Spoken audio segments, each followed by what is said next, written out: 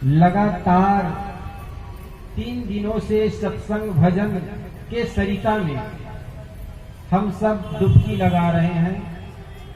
अनेक संत गुरुजनों के तथा भजन मंडलियों के ज्ञान उपदेशक वाणी का श्रवण लगातार 3 दिनों से सुन रहे हैं।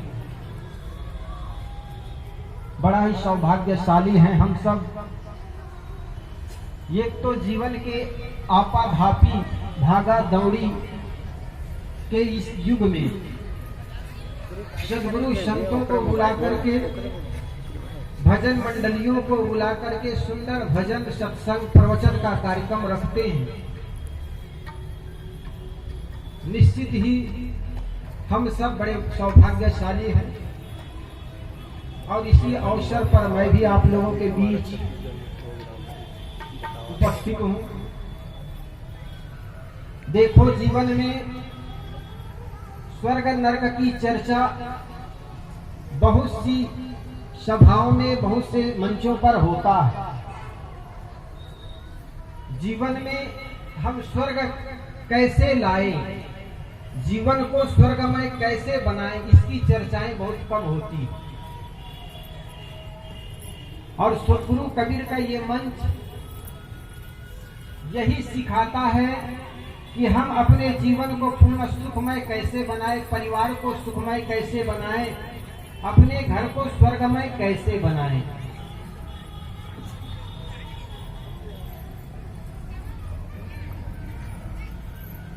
एक विद्यालय था।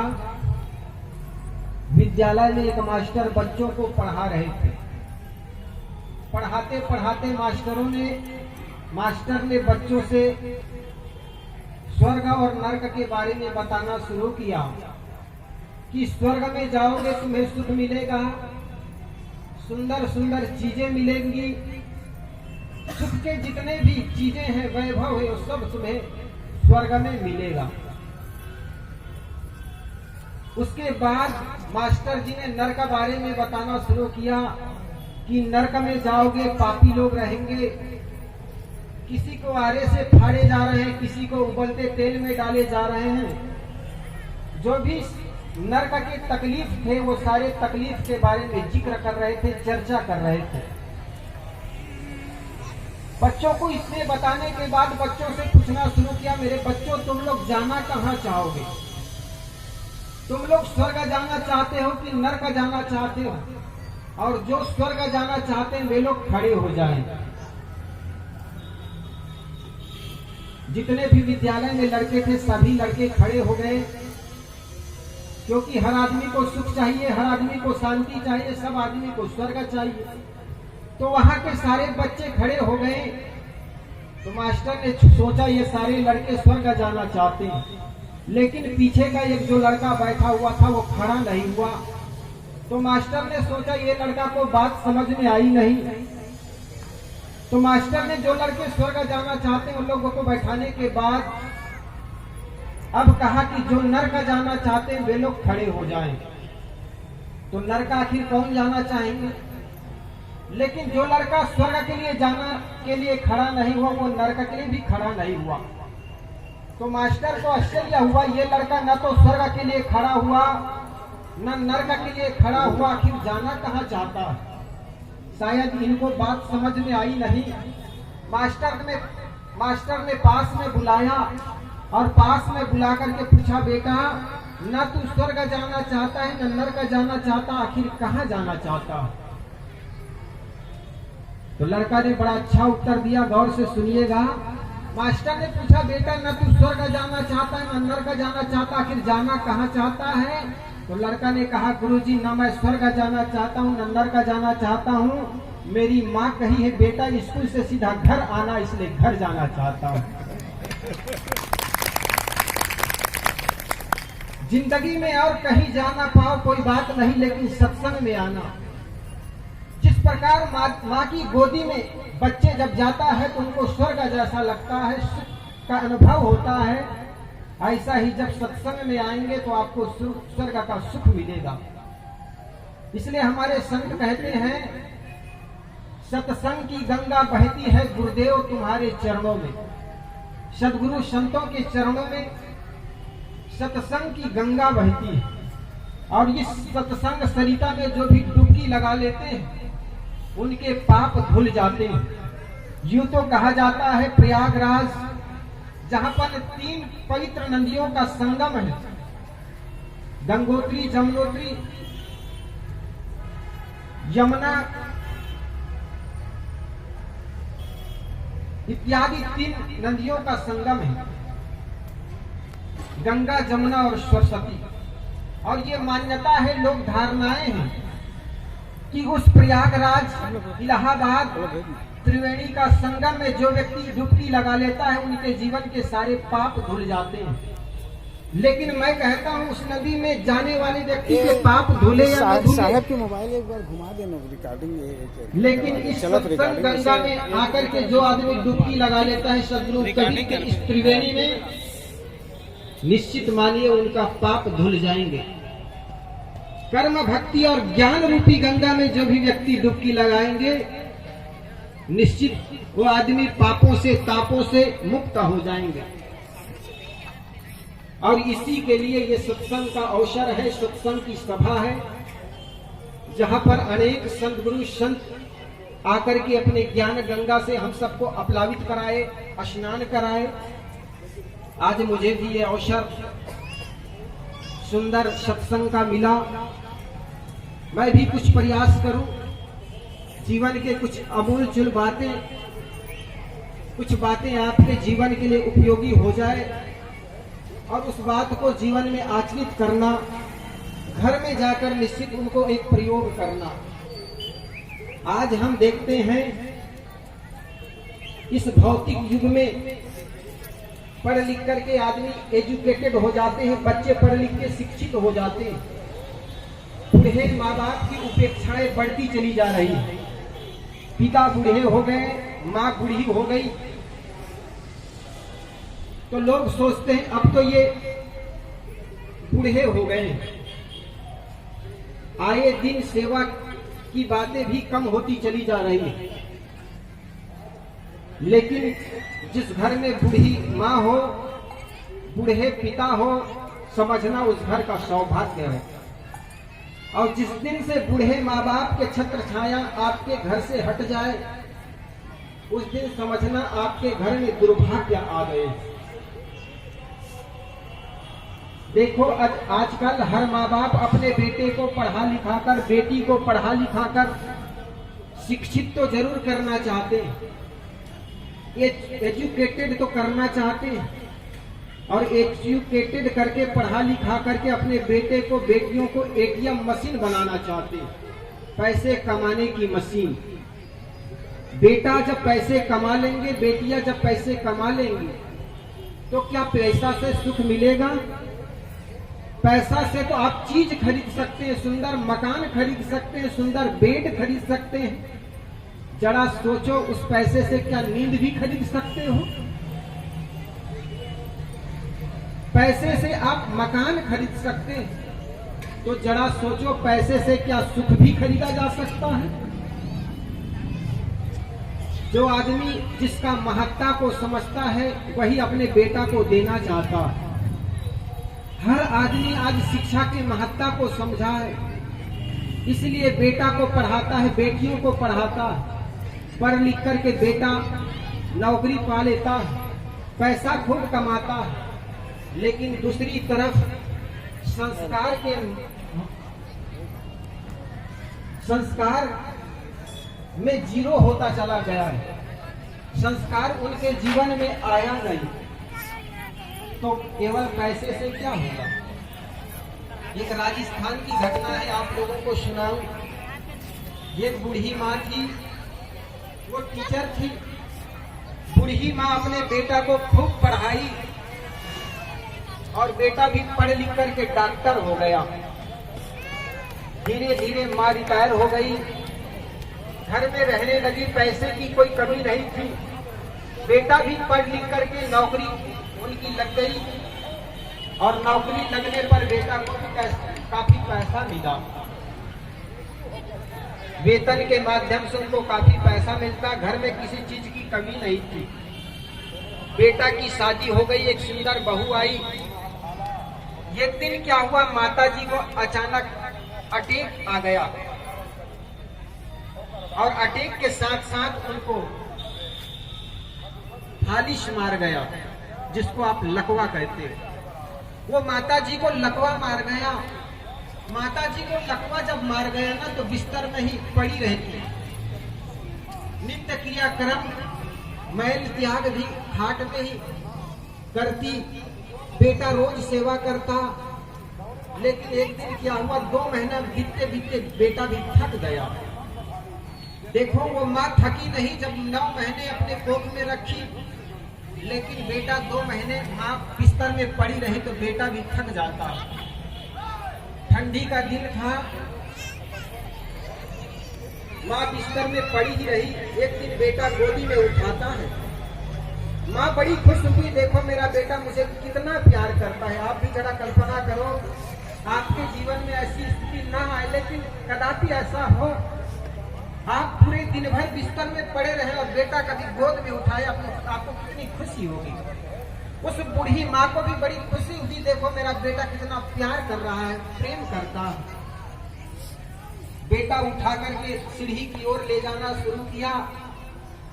माँ बड़ी खुश हुई, देखो मेरा बेटा मुझे धूप दिखाने ले जा रहा है, कितना प्यार करता है। माँ को ले जाकर सीढ़ी के माध्यम से छत पर पहुंच गया। छत पर बेटा माँ को धूप दिखा रहा था और धूप दिखाते दिखाते माँ कुछ सोच पाती कि 3 मंजिले बिल्डिंग के नीचे से बेटा ने माँ को फेंक देता।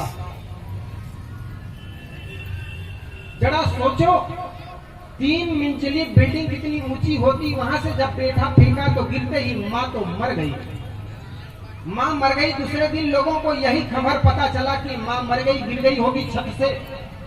लेकिन सीसी कैमरा और फुटेज से पता चला पुलिसों के द्वारा कि माँ गिरी नहीं थी, बल्कि माँ को गिराया गया था। और ये पता चला कि उनके ही लड़के के द्वारा, उनका लड़का जो डॉक्टर था उनके द्वारा गिराया गया था। ये कैसी शिक्षा है देखो। हमारे बेटे को पढ़ा लिखा कर तो पैसे कमाने की एटीएम मशीन बना दी, लेकिन माँ बाप की जज्बात क्या होती ये कौन सिखाएंगे, ये संस्कार कौन डालेंगे। पैसे के महत्ता को समझे, आपने पैसे कमाने की एटीएम मशीन बना दिए। पुलिस वालों ने उस बेटा से पूछा, उस डॉक्टर लड़का से पूछा कि जी ये तूने क्या किया। उन्होंने कहा साहब मेरी माँ को 2 महीने से लकवा मार गया है और 2 महीने सेवा करते करते मैं थक चुका था और उसी थकान को मिटाने के लिए मैंने अपनी माँ को 3 मंजिले बिल्डिंग से नीचे फेंक दिया। जरा सोचो, जिसको हम डॉक्टर कहते हैं वो केवल शिक्षा ज्ञान हो गया उनको, लेकिन उनके जीवन में संस्कार नहीं आया। इसलिए पढ़ाने के साथ साथ, शिक्षा के साथ साथ अपने बेटों को दीक्षा भी दो। कभी सत्संग में लाओ उंगली पकड़ के। जब वही बेटे को तुम छोटेपन में उंगली पकड़ के सत्संग में लाओगे ना, तो वही बेटा तुम्हें भी तुम्हारी उंगली पकड़ के कभी मंदिर ले जाएंगे, कभी सत्संग में लाएंगे। लेकिन माता पिता शिक्षा के महत्ता को तो समझते हैं, उंगली पकड़ के उनको विद्यालय तो ले जाते हैं, लेकिन उंगली पकड़ के ऐसे बच्चे को सत्संग में नहीं लाना चाहते। एक बूढ़ा दादा था, वो रोज सत्संग में आता। हमने उनके पूछा भाई तुम्हारे बाल बच्चे हैं कि नहीं, उनको क्यों नहीं लाए। उन्होंने कहा साहब हमारे केवल एक ही लड़का है, वो भी छोटा है और सत्संग का प्रभाव पड़ जाए तो, साधु हो जाए तो बड़ा गड़बड़ हो जाएगा। हम तो एकदम पक्का प्लास्टर हैं, आपकी बातों का कोई प्रभाव नहीं पड़ता, लेकिन बच्चे कच्चे मिट्टी हैं, उन पर तुम्हारी बातों का प्रभाव पड़ जाए, सत्संग आ जाए तो आखिर हमारी सेवा कौन करेगा। क्या जो बच्चे साधु न होते वो सारे बच्चे क्या माँ बाप की सेवा कर रहे हैं क्या? और ये सोचते हैं कि जिनके बच्चे होते हैं उनके नाम रोशन होते हैं या उनकी वंशज चलते हैं। तो महात्मा बुद्ध के कौन वंश थे जिनके वंश चल रहे हैं? सदगुरु कबीर हमारे कौन बाबे दादे थे जिनकी याद कर रहे हैं? महात्मा बुद्ध जिनकी याद करते हैं उनके बाल बच्चों के कारण नहीं मेरे मित्रों, बल्कि उनके सुंदर कर्मों के कारण। जिंदगी में जो कुछ मिलता है वे हमारे कर्मों का ही परिणाम है।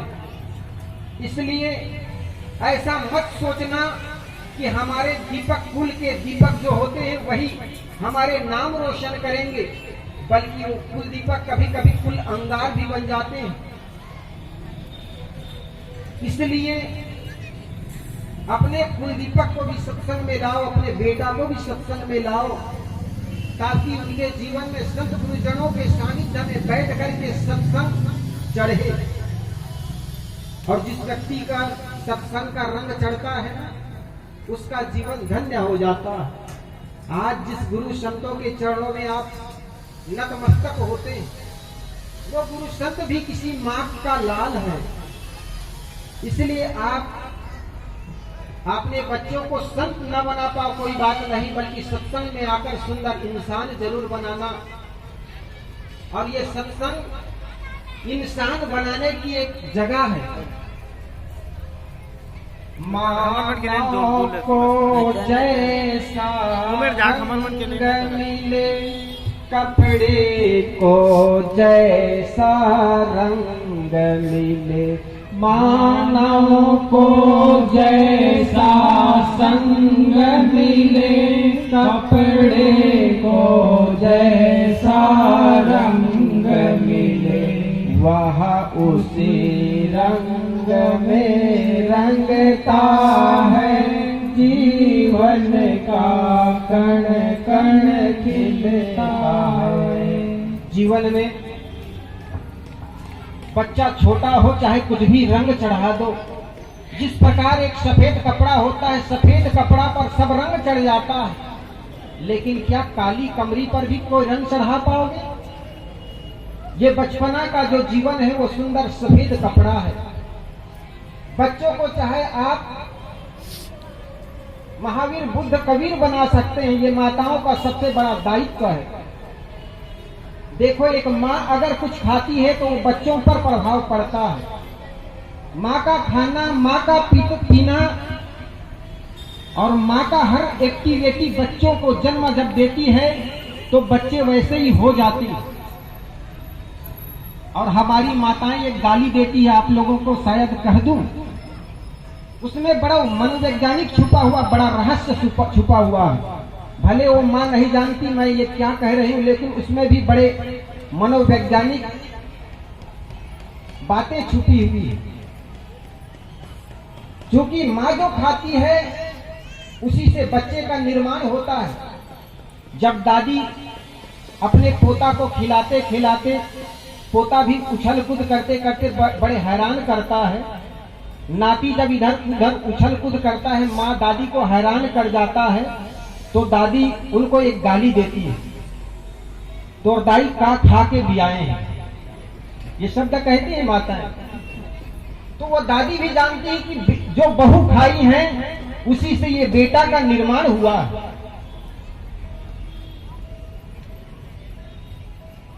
लेकिन हमारा जब खाना पीना अटर पटर होगा ना, तो बच्चे भी अटर पटर पैदा होंगे।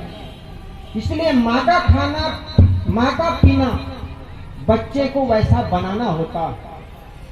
इसलिए माताओं का बहुत बड़ा दायित्व होता। देखो, यूं तो इस देश का दुर्भाग्य रहा है, मैं जिस धरती पर रहता हूं, राजस्थान, पश्चिम राजस्थान, मड़वाड़ जिसे आप कहते हैं, वहां पर बहनों की संख्या कम होती चली जा रही है। वहां पर 100 में से 2 लड़के तो कुंवारे मर रहे हैं, क्योंकि लड़कियों की संख्या कम हो गई है। जैसे ही बच्चे आई हैं गर्भे में, ये माँ को पता चलता है, पिता को चलता है, घर वाले को पता चलता है, तो कोख में ही बच्ची का एबॉर्शन करा दिए जाते हैं। लेकिन मैं आपसे निवेदन करना चाहूं, जो माँ एक बेटी को जब जन्म देती है ना, तो उस घर में 3 चीजें लेकर के आती है वो बेटी। एक तो लक्ष्मी, जिसको आप पैसे कहते हो, धन कहते हो, दूसरा शक्ति, और तीसरा खुशियां। देखो, बेटी जिस घर में होती है, बेटी की जब तक शादी नहीं हुई है, कहां से पैसा आ जाता है पिता को भी पता नहीं चलता है। आज बेटी की शादी करनी है, भले ही उधारी में पैसा आ जाए, तो बेटी के आने पर लक्ष्मी आ जाती है, दूसरा शक्ति आ जाती है। आज बेटी की शादी करनी है, पिता रात और दिन एक कर देता है दौड़ने में, उखरा बदन, नंगा पैर, दिन देखता है ना रात, दौड़ते चला जाता है। वो शक्ति कहां से आती है? वही पिता जब बेटी की शादी करके बेटी की विदाई कर देते हैं ना, तो पिता खाट में पड़ जाते हैं, और फिर टेंट वाले आते हैं, भैया पैसा दो, तो टेंट वाले को भी पिता कहते हैं, भैया 2 दिन आना, मैं बहुत थक चुका हूं। तो बेटी के आने पर लक्ष्मी आती है, दूसरा शक्ति आती है, और तीसरा घर में खुशियां आती है। बेटी जब तक घर में रहती, विदाई नहीं होती है, सबके चेहरे में कितनी खुशियां होती है। जो भाई उनको रोज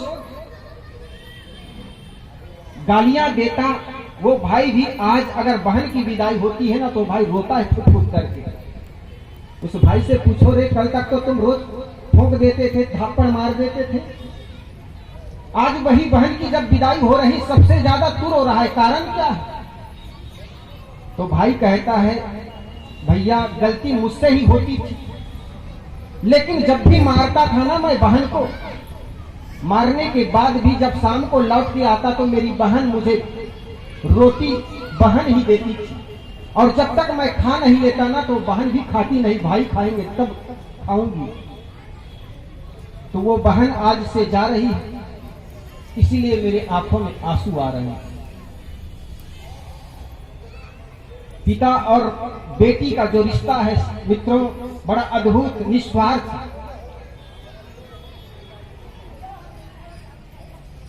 बेटी जब तक घर में रहती, पिताजी किसी काम से बाहर गए हैं, रात हो गई, देर रात तक जब पिता आते हैं तो आखिर डांटते कौन है? बेटी डांटती है, पिताजी इतनी देर रात में क्यों आए?